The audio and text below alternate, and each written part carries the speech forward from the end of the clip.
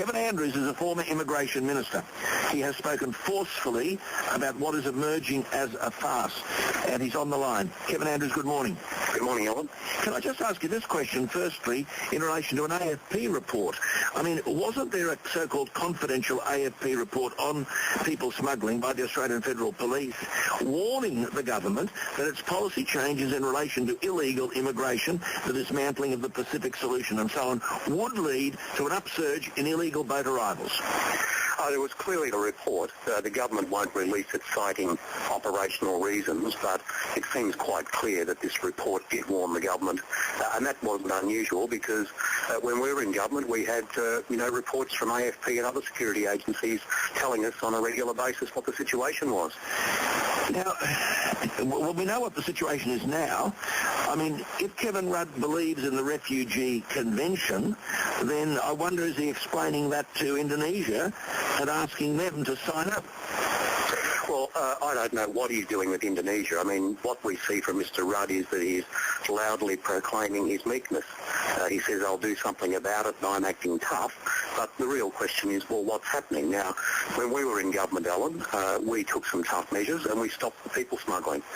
In the last 2 years, we've seen the resurgence of it, and there's no indication that there's an end in sight.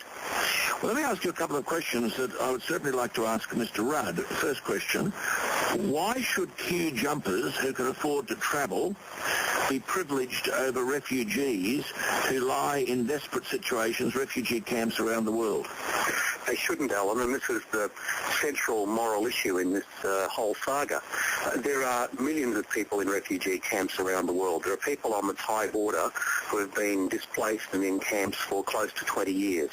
And we've been trying to do something in the past to bring some of those people to Australia. But every time a person comes by boat and is granted refugee status in Australia, they jump the queue of people who are legitimately waiting elsewhere, who don't have 10 or 15,000 US dollars to pay for their passage to the people smugglers. Correct. Okay, next question. Why should people who sabotage or threaten to sabotage boats and who pay criminals be rewarded with permanent residence in Australia? Well, this is the whole issue that Mr. Rudd won't face up to. The reality is that this is a very lucrative trade involving human beings. It's extremely dangerous, as we've seen a number of boats sink. This is a situation where if you don't take tough measures, then you're not going to stop it. Rhetoric and saying that I'm being tough, as Mr. Rudd says, is really laughable. I mean, the people smugglers must joke every time they hear that.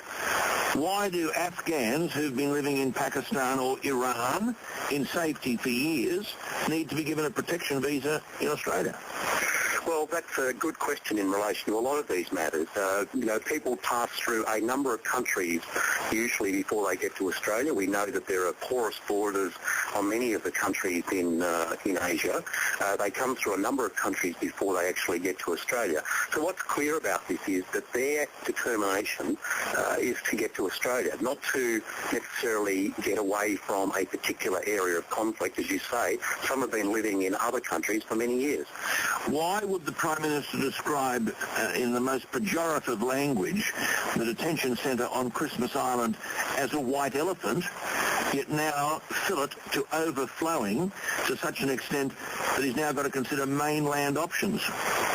Well, frankly, because Kevin Rudd will say whatever he thinks is required at the particular time.